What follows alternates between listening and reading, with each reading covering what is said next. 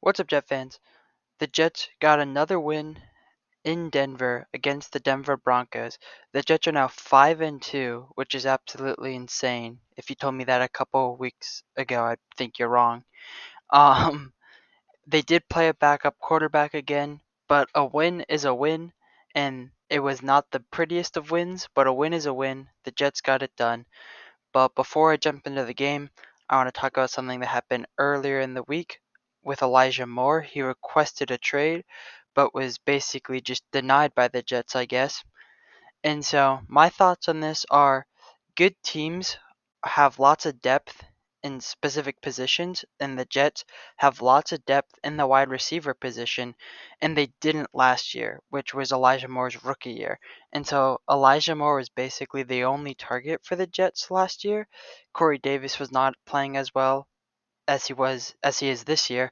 They obviously didn't have Garrett Wilson, and Braxton Berrios didn't break out yet. And so it was just kind of Elijah Moore and a couple of other guys. And so yeah, he got a lot more targets, and he was the number one receiver really. And now this year he's really not. But I feel like good teams that have lots of depth. If you just have one number one wide receiver, you really have zero number one wide receivers because the team can just uh, game plan for that singular receiver. The opposing defense can, and so I just don't understand why Elijah Moore is all upset. Or I do understand rather, but that's just how the NFL works. And the Jets are just gonna wait and hope it works out. Wait until the trade deadline, and hopefully he comes back. And I think all Jet fans hope that he does. But obviously, it didn't affect the end result of this game. But I think most Jet fans would agree that they'd rather have him on the field than off the field.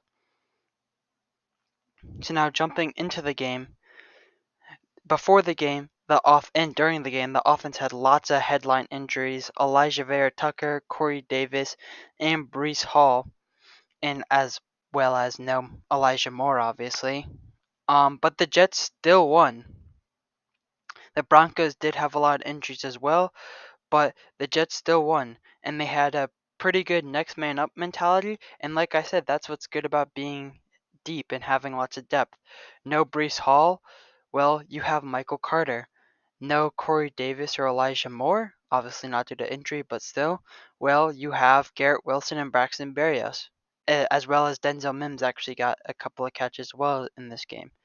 And so they had lots of injuries. Hopefully the injuries are not brutal, because obviously you'd rather not have Garrett Wilson and Braxton Berrios be your number one and number two. But hopefully all the players come back. I heard Breece Hall's injury is supposed to be pretty bad, which is a little worrying as a Jets fan, but hopefully they can all recover swiftly. Now going on to the defense, I would say, especially early on in the game, the defensive line played pretty well, but the defensive backs did not play that well, which was a bit concerning. But also, that's kind of how Robert Saleh's defense is supposed to work a bit. The defensive line is supposed to pressure the quarterback and make the defensive backs' jobs a lot easier. And that kind of happened in this game. It was against the backup quarterback as well, which I do think helped out a lot. But Sauce Gardner and CJ Mosley did kind of come in at the end and end the game. Or CJ Mosley almost ended the game, but obviously that was overturned. But still, the defensive backs did come in at the end and kind of end the game before the Broncos could do anything. And like I said, it wasn't the prettiest of wins. The defense played pretty well, but not amazing. The offense played pretty well, but not amazing. But the Jets still won, and that's all that matters, really. And so, in conclusion, I don't care if it was against a backup quarterback. They now have 2 wins against backup QBs, but a win is a win, and a 5-2 record is a 5-2 record. So that's still really good. The Jets find ways to win, and that's what good teams do. And I think this win was pretty important because their upcoming schedule is the Patriots, then the Bills, then the Patriots again. And I do think the Patriot games are winnable, but also they are losable. So like I would say they're 50-50 games really.